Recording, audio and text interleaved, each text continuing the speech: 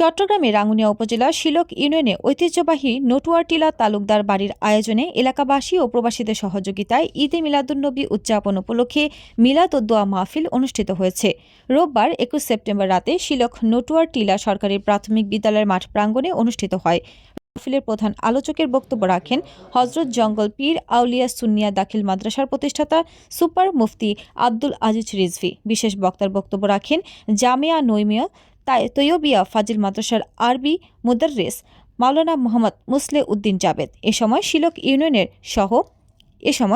Union সহ নটুয়ার টিলা তালুকদার বাড়ি এলাকার সর্বস্তরের জনগণ উপস্থিত। আল্লাহ তুমি আমাদের জীবনের গুনাহ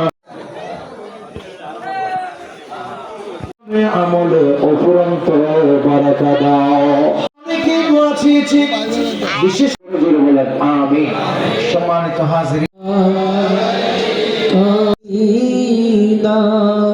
मेरी आरज़ू का या हबीब सा किताब आलमी